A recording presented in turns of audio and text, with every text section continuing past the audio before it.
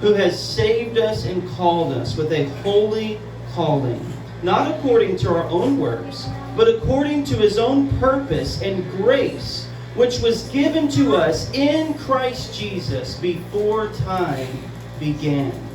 Amen. Amen. So, Magamputa. Father, I just pray today that, Lord, You will give us revelation in the Word of God. Lord, that every person will fulfill the calling of the Lord Jesus Christ.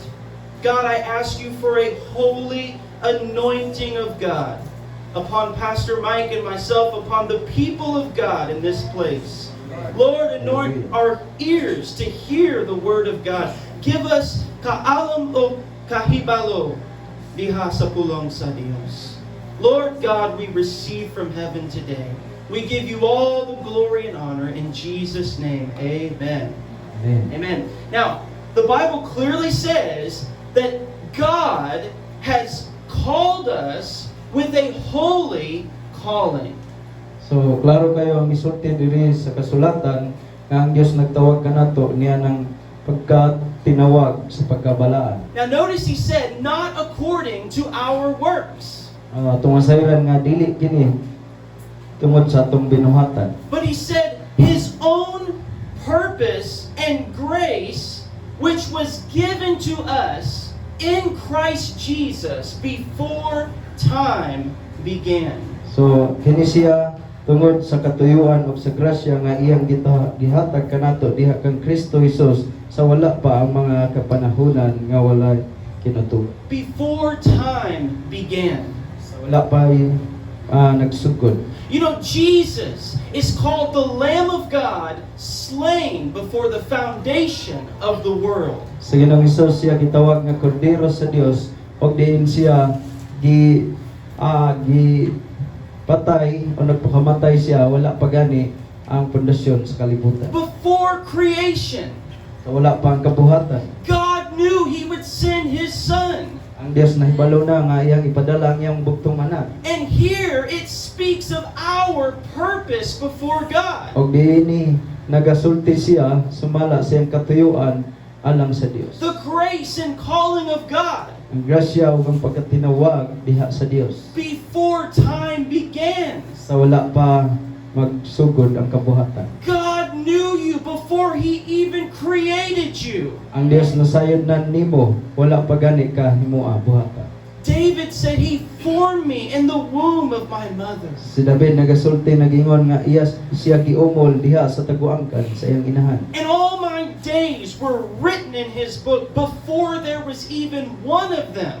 Og nagingon siya nga diin ang tanan anaa nagisulat na diha sa libro sa sinugdanan hangtod sa katapusan. So, when God creates us, His will is to save our soul. So ang Dios nagabuhat kanato nga diin iyaha nga luwason sumala siyang kabubuton ang atong mga kalag. And when He saves us, Og sa diyang nagasulti siya kanato He has called us with a holy calling. ingon siya nga din siya nagatawag kanato niya ng pagkatinawag diha sa pagkabalaan. Now let's go to Ephesians chapter 4, verse 1. So kapitulo 4 So, uno. Ephesians 4, verse 1.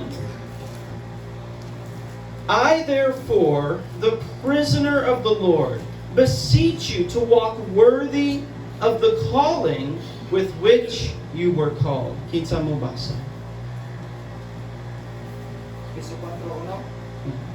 Usa ako na binilanggo tungod kay nag-alagad sa Ginoo, nag-awhag kaninyo sa pagpinabuhi nga tapos gayon ingon nga mga tinuod sa Dios. Amen. So he speaks of the calling of God. So nagasulti may tungod sa pagkatinawag. And he says you must walk worthy of the calling. Ngayon siya nga diin kinahanglan nga diin magkinabuhi kita ingon nga takos sa atong pagkatinawag. Now, consider the calling of a pastor. So ato nga tan-awon ang tawag sa pagkapastor. You know, a pastor can be disqualified.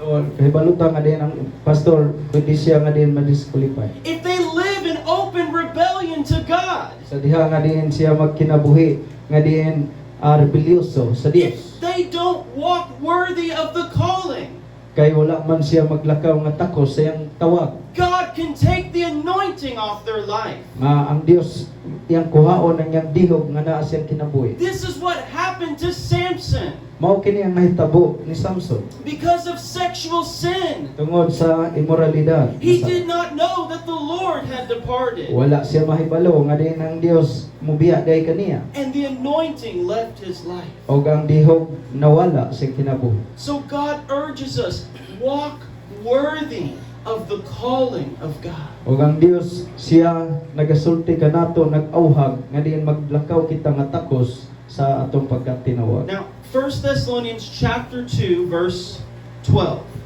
Ng Tesalonika kapitulo 2:12. We'll see the same thing here. It says that you should walk worthy of God who calls you into His own kingdom and glory. Minsa mo basa. Versikulo 12. 1 Thessalonians 2 and 12.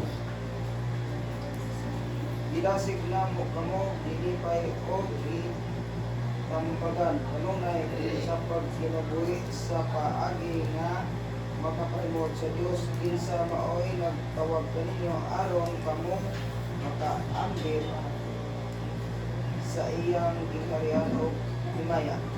Amen. So it says that you should walk worthy of God who calls you.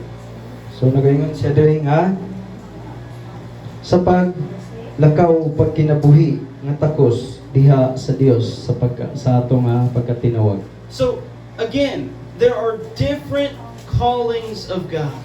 So dunay nagkalahi-lahi nga pagtawag sa Dios. Some people are called to the business world.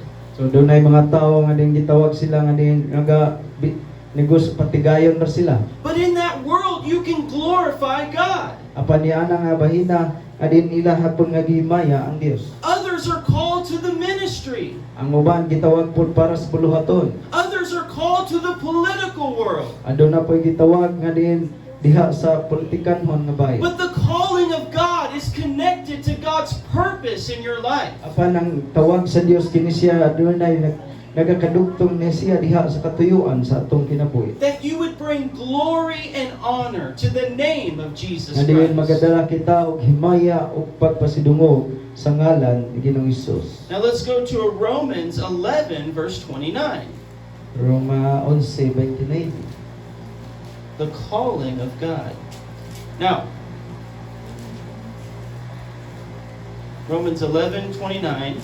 So kinsa mo basa? Ay dili kayo mausap ang mauna sa Dios lagot sa iyang pilion o panalanginan. For the gifts and callings of God are irrevocable, or another translation says without repentance. So, in other words, when God puts a calling on your life, He does not remove that calling. We are the ones that forfeit it or walk away from the calling of God. So sa diha nga din ang Dios magabutang sa iyang pagtawag sa imong kinabuhi anang nga klase sa pagtawag. So dili na gina mabakwi ikan sa Dios, kita lang maoy mo palayo niini. Think about the life of Jonah. So atong una-unaon ang kahimtang sa kinabuhi ni Jonas. Jonah was called as a prophet of God. Si Jonas gitawag siya ingon nga usa ka propeta manalagna sa And Dios. his assignment was Nineveh, O ang iyang buluhaton nga din ipawalihan dito sa Nineveh. to warn them of the wrath to come. Aron sila pasidan-an mahitungod sa kapungot nga umalabot But gikan sa Dios. he ran from the calling of God. Apan siya mi pahilayo gikan sa tawag sa Dios. And it almost led to his death. Kini hapit nga din muhatod kaniya ngadto sa kamatayo. But God did not remove the call. Apan ang Dios wala gyud niya kuha ang iyang tawag gikan kang hunas. When he was ready, the call was still there. Sa diha nga din siya mahimo nga andam ang tawag na aray nagpabilin. And Jonah was able to fulfill the assignment of God. Og si Jonas siya nakahimo na sa pagtuman sa buluhaton nga gisangon sa Dios kaniya. But how many people have left the calling of God? Pan unsa man kadaghan sa mga tao nga mibiya sa tawag sa Dios. How many people have been gifted by God? Kining unsa man kadaghan sa mga tao nga diin sila ginasahan sa Dios. They've been gifted to sing for God's Nga diin glory, sila gigasahan diha sa pag-awit para sa to imayan sa preach Dios. the word of God, Sa pagwali diha sa pulong sa Dios. to have a mind for business, Nga doon na sila kining mga salabutan mahitungod sa pagpatigayon. or great wisdom in the school system. O doon na sila kining maalamon nga din hinabuhi diha sa mga eskwelahan nga bahin. But in their sin, they have left the calling of God. Apan diha sa ilang tungod silang kasalanan sila nibiya sa tawag sa Dios. God didn't remove the gift, they walked away from it.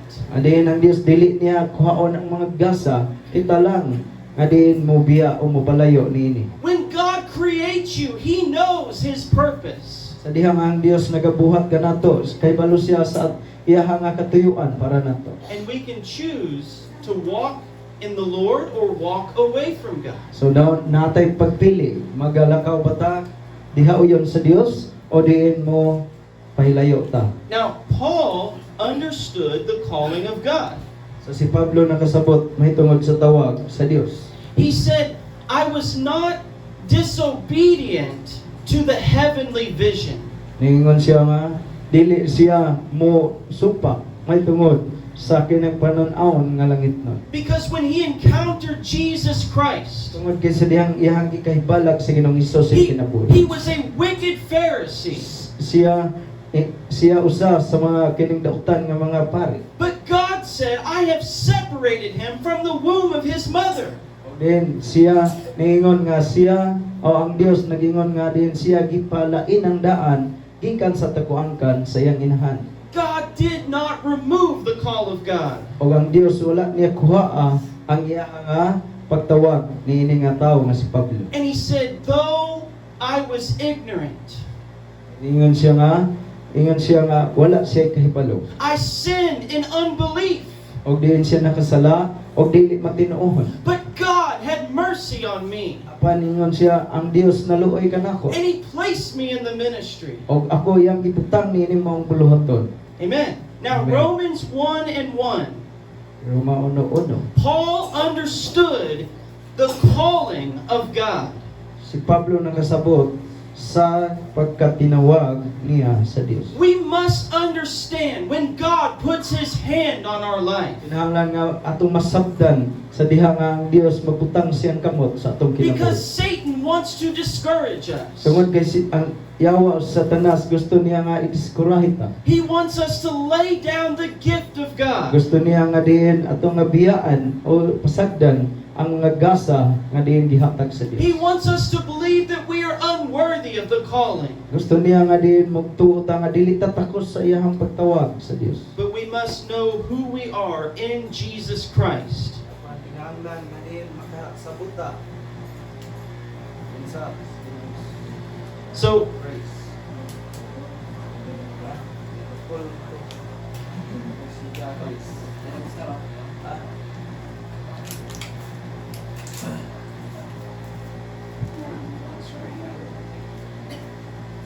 praise God. So while they're doing that, kinsa mo basa Romans 1 verse 1 verse 1.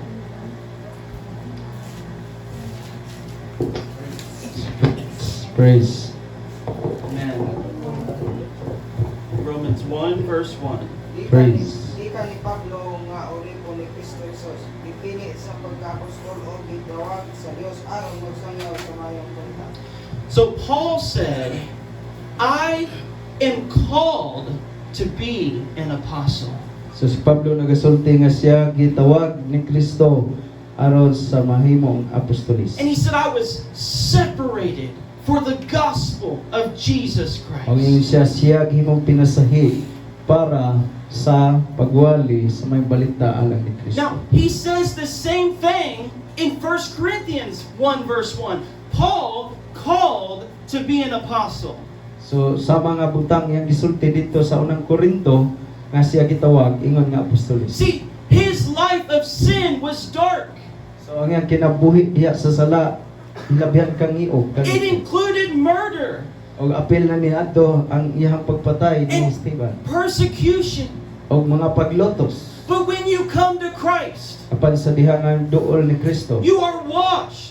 kita mahimong hinugasan. You are born again. Kita mahimong himugso And you are pagusa. called by God. O kita gitawag sa Dios. That's why Paul said, I am called to be an Kung mao apostle. ka na hinungdan nga si Pablo nagingon, siya gitawag ingon nga apostoles. I have heard the voice of Iya Christ. nga dungog ang tingog ni Kristo. Even Ananias was fearful of Paul. Bisan pa siya naniyas, siya adunay kahadlok ni Pablo. Lord, I've heard about this man. Og mingon siya, Ginoo ang kadungog ko may tungod dinhi nga tawo. He's putting Christians into jail. Iya nga gipagbutang sa mga bilangguan ng mga Kristohanan.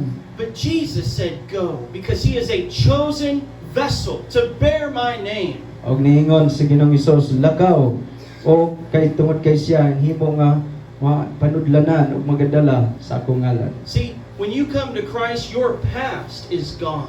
Sa dihang ang duol ta ni Kristo ang atong mga nanglabay, so kini siya ato ang mga kaning kaagi, so kini siya mga wala. Paul was no longer a murdering Christian. Si Pablo wala na siya nga di nagpabilin nga usa ka mamamatay sa mga Kristohanon. He was now the apostle of Christ. Karon siya usa na ka apostoles ni Kristo. That's the power of the calling of God. Mao ka na ang gahom sa pagtawag sa See, Dios. it was Paul that said, the love of Christ compels me. Ingon si Pablo nga ang gugma ni Kristo mao'y anaa gayud kaniya. His calling drove him to preach in the midst of Ang mao nga tawag persecution. mao kini nagtukmod kaniya nga diin magawali bisan taliwala sa mga paglutos. Because he understood the purpose of God. Tungod kay iyang nasabtan ang katuyuan sa Dios. He said, woe is me if I preach not the gospel. Ang siya laot ako kundi nako iwali ang maayong balita. He had one vision, Adunay usa ka panglantaw. to do the will of God. Ang mao ang pagwali o pagbuhat sa kabubuton And sa at the Dios. end of his life, O sa katapusan siyang kinabuhi. he said, I have fought the good fight. O mingon siya, ako nang gibuntog o nakibisog nako sa may pakipis. I have finished the race. O mingon siya, ako nang gitapos ang lumba. I have fulfilled the ministry. Ako nang natuman ang buluhaton. That's the calling of God. Mao ka na ang tawag sa Dios. See, also John the Baptist, Mausap sa panahon ni Juan Bautista. he understood the call of God. Iyahang nasabtan ang tawag sa Dios. They came and they wanted to worship him as the Messiah. Nga din, abot ang panahon nga din na ay nagasimba kaniya ingon nga Mesiyas. He said, no, I'm not the Messiah, Og mingon siya nga, dili ako mao ang Mesiyas. but I am the voice of one crying in the wilderness. Apan ningon siya, apan ako ang tingog nga din nagasinggit diha sa kamingawan. Make straight the path of the Lord. Aron maandam o matulid ang dalan sa Ginoo. That was from the mouth of Isaiah. Mao kana ang kining tingog gikan sa baba ni And Isaias. John the Baptist read that scripture, Si kining Juan Bautista nagabasa niya nang mao nga kining sinulat. and he knew that was written for his life. Og nakaibalo siya nga kini siya nasulat para sa iyang kinabuhi. That he was called to prepare the people to receive Christ. Og siya gitawag aron nga maandam ang mga tao aron pagdawat ni Kristo. And Jesus said, of men born of women, there has not risen one greater than John the Baptist. Og ningon siya Ginoong Hesus, walay usa nga diin nahimugso gikan sa tubangkan sa usa ka babae nga mas dako pa kay ni Juan. Because he understood the calling of God. Kay ningon siya kay siya nakahibalo og nakasabot mahitungod sa tawag sa Dios. Jesus had his eyes fixed on Jerusalem. Og si Ginoong Hesus aduna si panglantaw nakatutok ngadto sa Jerusalem. At the time of the cross, Sa panahon diha sa cross, he was focused on the mission that the Father had sent him to do. siya nakatumong lamang diha sa kining tahas o misyon nga diin gitahas sa iyang amahan nga iyang There pagabuhaton. was no confusion in Christ. Diha kang Kristo wala kay kalibog. He said, I came to seek and to save the lost. Kay ningon siya ako mianhi aron pagpangita ngadto sa mga nangawala ug pagluwas. And dito sa cross, he said, "It is finished." Ug dito sa cross siya misulti ug natapos na. He said, "My calling has been completed." Ingon siya nga ang akong tawag kini siya na tuman. And we read earlier that God has called us with a holy calling. Og sa una natong nabasa ganina, ang Dios nagtawag kanato niya ng tawag sa pagkabala. Now, I want to go back to something I said earlier. So akong ato nga balikan ang butang nga din akong gisulti kaganina. Let's go to Acts 16. Ato ta sa libros mga buhat kapitulo Because 16. if you know your calling, Tungod kung ikaw nakaibalo sa imong tawag, it's important to obey the voice of God for your assignment. usa ka importante nga butang nga diin imo hangat tumanon ang tingog sa Dios para sa imo nga buluhaton nga gisangon. Because you can get distracted in a good thing. Tungod kay ikaw mahimong disturbo bisan sa mga maayong butang. But if it's not God's will, you are walking away from the assignment of God. Apan kung kini dili ka bubuton bisag maayo pa ning mga butanga, unya kini siya di ka bubuton sa Dios, ikaw ni pahilayo gikan sa kabubuton sa Dios. See, there are different assignments. So ato makita nga dunay naggalain-lain nga buluhaton. Now, Acts chapter 16, Sa libros sa mga buhat kapitulo 16. verse 6. Wait, no. Yeah. Verse 6 through 10. Kinsa mo basa? Go ahead, brother. 16. Verse 6 through 10. Unya milata sila sa kayutaan sa Phrygia o sa Galacia. Apan ang Espiritu Santo wala mo tugot kanila pagwali sa mensahe dito sa lalawigan sa Asia. Sini, pag-abot nila sa paglaran sa Bisaya, muatong ta sila sa lalawigan sa Bitinia. Apan giditan sila sa Espiritu ni Diyos. Busa milata sila sa Misia o ni padayon ngadto sa Troas.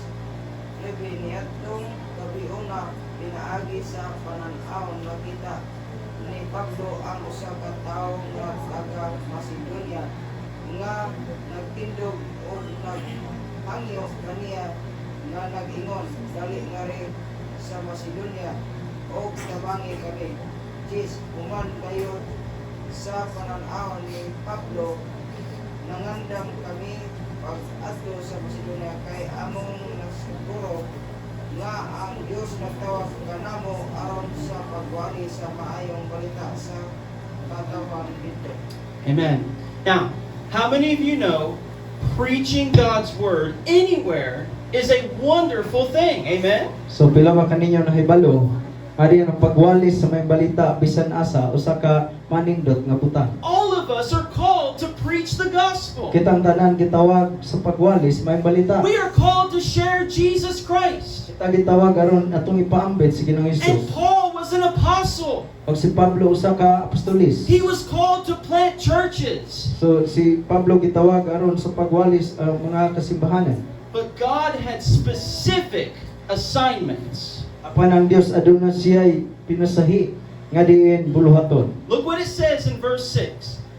They were forbidden by the Holy Spirit to preach the word in Asia.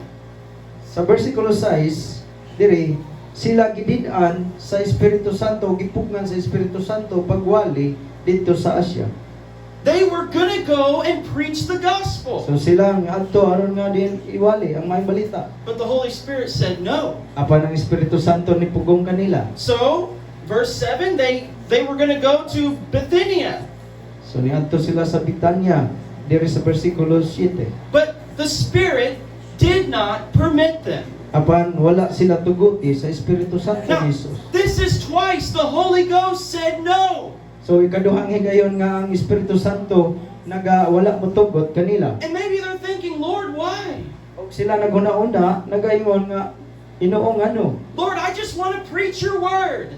Kay mayon sila nga gusto ko nga igamantala nako ang imong ang mga pulong. But then Paul has a vision from God. Apan niabot ang panahon nga si Pablo nakakita og panglantawog gikan sa Ginoo. A man of Macedonia Usa ka tawo nga naa sa Macedonia. pleading with him, Nga din kini siya nagahangyo kanila come and help us. og nag-ingon dali ug tabangi kami. Now, verse 10. After we had seen the vision, immediately we sought to go to Macedonia, concluding that the Lord had called us to preach the gospel to them.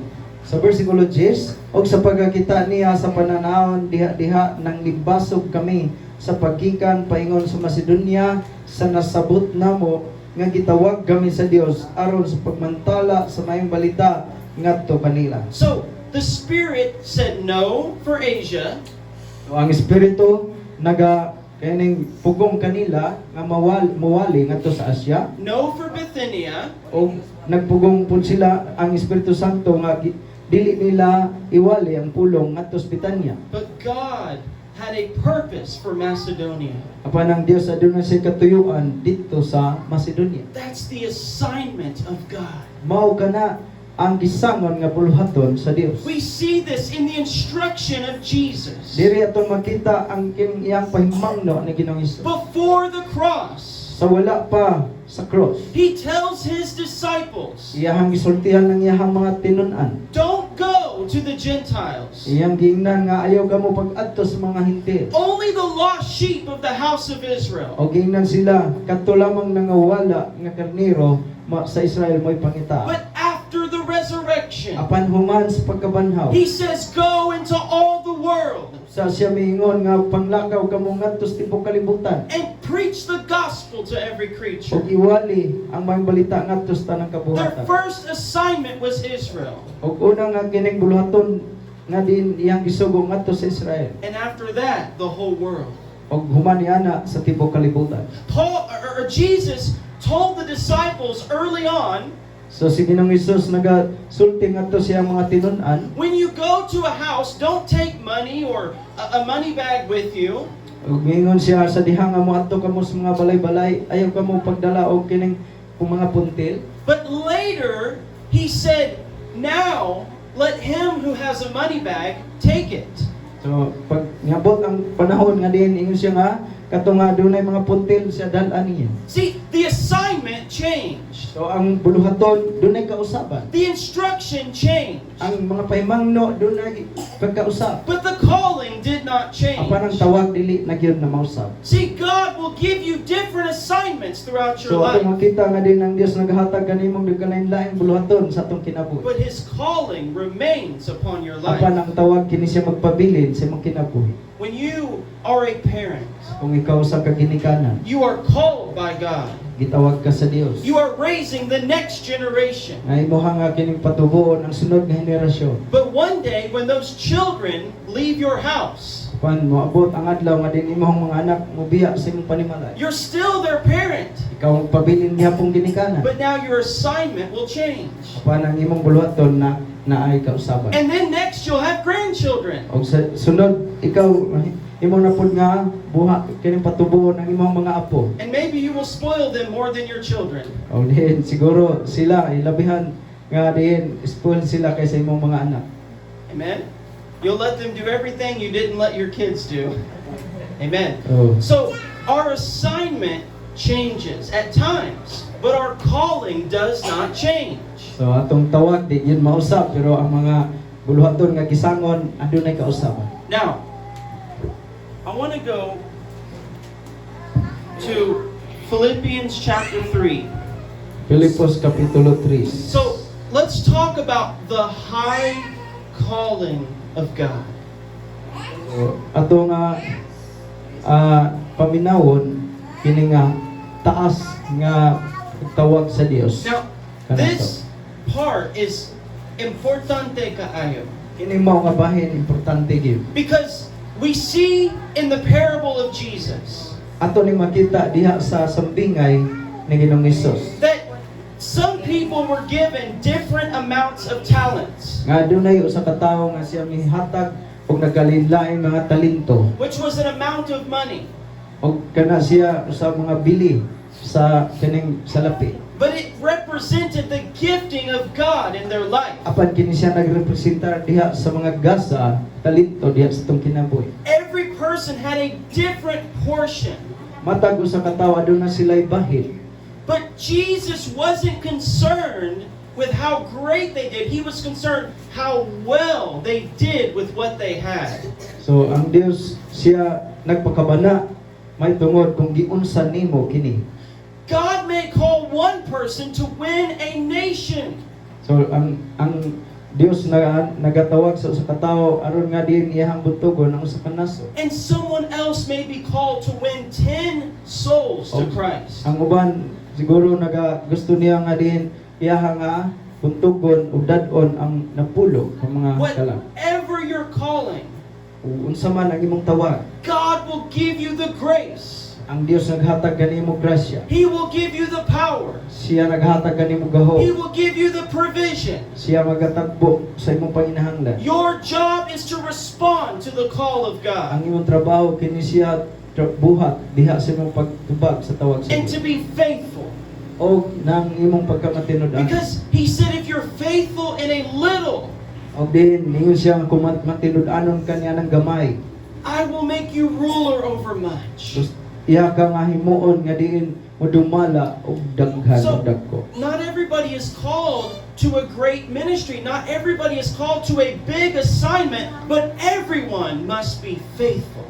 So dili tanan gitawag niya ng dagko nga buluhaton o dagko nga kining mga gitahas, pero ang tanan gitawag sa We pagkamatinud-an. should never be jealous or covet some big ministry. We should hunger after doing the will of God. So dili ditang ingon nga kining masina sa uban nga mga dagko nga kining mga buluhaton o ipialan og dagko apan kinahanglan ta magpabilin nga di gutom diha sa presensya. Some Christians live with this fake condemnation from the devil.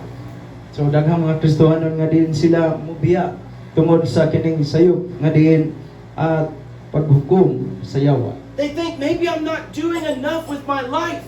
So una-una sila nga siguro wala ko magahimo og din sakto sa kong ginabuhi. But if you are faithful to God, Apan kung ikaw matinud-anon sa Dios, your life matters. imong kinabuhi No one may ever know your name, siguro wala may mahibalo sa imong ngalan. but if they know His name, Apan siya nagkahibalo, and if He knows your name, nagkahibalo siya sa imong ngalan, then you have been faithful. ug ikaw magpabilin nga matinud-an. Don't walk with an ungodly burden.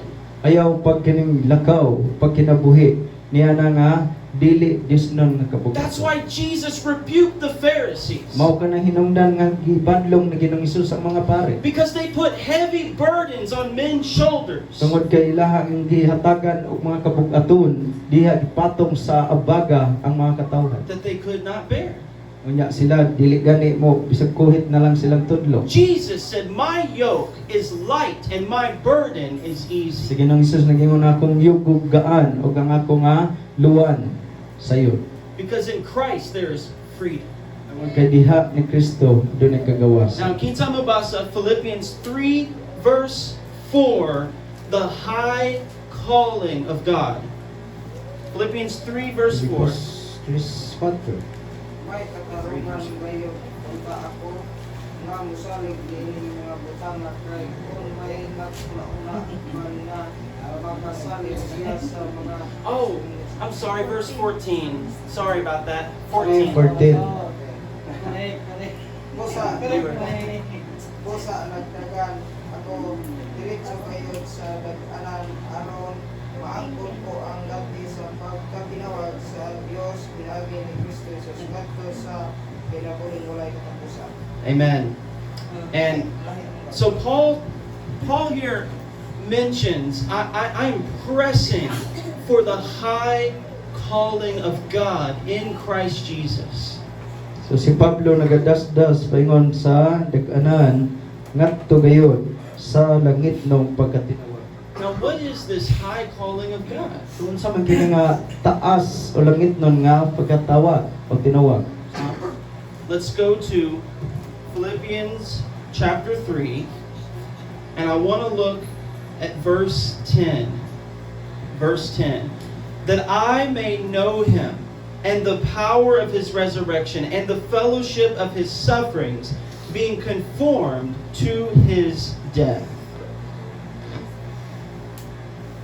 Jis, aron ako makailagan niya og sa gahom sa iyang pagkabanhaw og sa pag-ambit sa iyang mga kasakit nga may sama kaniya sa iyang pagkamatay. The high calling of God for every Christian Ang taas nga kining pagtawag sa Dios sa matag usa ka Kristohanan is to know Jesus Christ nga mahibaluta, makailata ni Kristo and to Jesus. be conformed to his death. O din may sama ta sa iyang To be kamatay. conformed to the image of Christ. Nga din may sama ta sa kining dagway ni Kristo. You will never fulfill the calling of God without first fulfilling the high calling of God. Dili gayud kita makatuman sa kining tawag sa Dios kung dili nato mauna sa pagtuman ang unang taas nga pagkatinawag sa Dios. Now, let's look at this more in Romans chapter 8, Roma 8.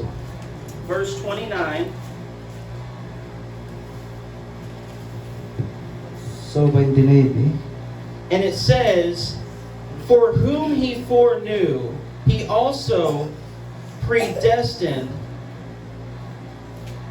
to be conformed to the image of his Son, that he might be the firstborn among many brethren. Moreover," verse 30, "whom he predestined, these he also called, and whom he called, these he also justified, whom he justified, these he also glorified." So, if you'll read verse 29 and 30.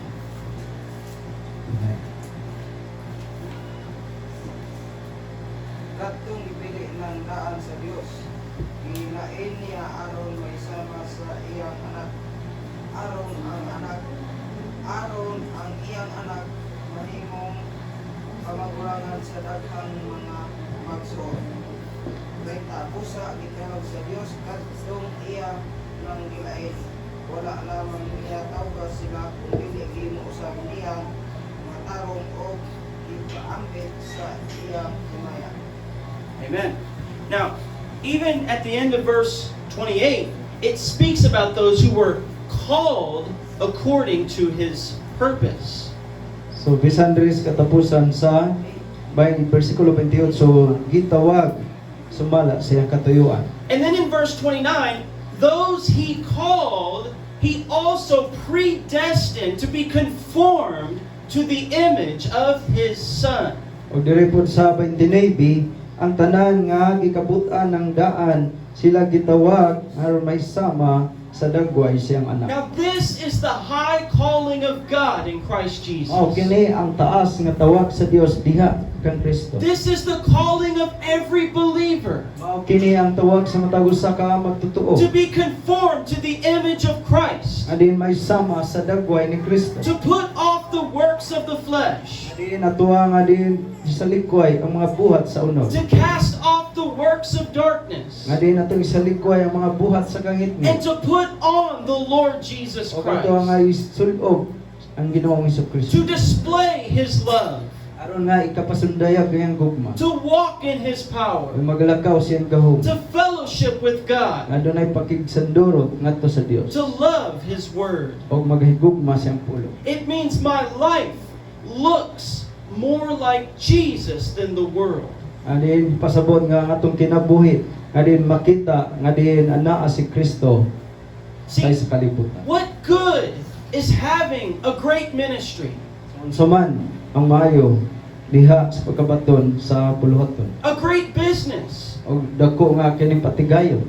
if you are not walking with Christ? Ya wala ta maglakaw diha kang Kristo. If you are not daily crucifying the flesh? Kung wala nato ginalansang ang atong unod sa matag adlaw. If you are not walking in the Spirit? Kung wala ta maglakaw diha kauban sa Espiritu Santo. So that's why this is the high calling. So kini siya mahinungdan nga gitawag nga usa ka taas nga pagkatinawag. Because every Christian can walk as close to God as they want. So tungod kay ang matag usa ka Kristohanon nga din gusto nga din makigsuod diha sa Ginoo sa paglakaw sumala sa tugayon nga gusto. It's the invitation of the Lord Kini siya usa ka pagdapit gikan sa Ginoo. that we would come close to Him. Nga din kinahanglan nga mo dut-dutam paduol That kanila. our whole life is about Jesus Christ. Atong kinatibuk-an nga kinabuhi alang nga gyud ni Kristo. And everything we do is for the glory of God. Ang matag buhaton nato kini siya para sa himaya sa Dios. Now, in closing, the Word of God says, Sa katapusan ng pulong sa Dios nagaingon, many are called, but few are chosen. daghan ang gitawag pero jutay ra ang gipili. And remember, Peter said, but you are a chosen generation. Pan si Pedro nagaingon, kamo ang piniling kining So, kaluwatan. who are the chosen? Kinsa man ang pinili. Because he said, many are called, but few are chosen. Kung kinagingon siya daghan ang gitawag pero jutay ra ang gipili. The chosen are those who respond to the calling of God. Ang gipili, pinili kadtong mutubag sa tawag sa Dios. Remember, Jesus talked about this great supper. So atong hinungduman sa Ginoong Hesus sa diyang nagsulti siya niadtong dako nga panihapon. And many were called to the supper. Ug daghang gitawag niadto nga balaang panihapon. They were called to feast at the table of Christ. Adin gitawag sila aron anaa diha sa kining lamisa ni Kristo. But many of them rejected the call of God. Apan daghan kanila misalikway sa pagtawag sa Dios. They said, I have a business, I have a family, I have other things to do. I'm too busy. Daghan sila gayo mga alibay rason na sila'y patigayon, na sila'y pagabuhaton. So daghan ang ilang gihimo nga alibay. But if you respond to the calling of the Lord, Apan kung ikaw magtubag sa tawag sa Dios, He will place His hand upon your life. iyahang ibutang ng iyahang kamot diha sa And He will give you the grace and the anointing to fulfill His purpose in your life. og siya maghatag siya nga tihog aron nga diin matuman nato ang katuyoan niya sa atong kinabuhi. Just like the prophet Isaiah, Sama sa kinabuhi ni Isaias. God said, who will I send? Ang Dios mingon, kisa may akong ipadala. Isaiah said, here I am, Lord, send me. Si Isaias mingon, ani ako ipadala din The ako. prophet Samuel said, speak, Lord, for your servant heareth. Og ang manalag na usab nga si Samuel, mingon siya sumulti ka kay ang imong alagad mamati. Amen? Okay. So you are called to a holy calling, and you are called to the high calling of God. So gitawag ta niya na nga balaan nga pagkatinawag og sa taas nga pagkatawag. Amen. So let's sing and pray. And as we pray today, let's respond to God and say, Lord, today I respond to your call. I want to walk in the high calling of God to fulfill your purpose for my life. Hallelujah.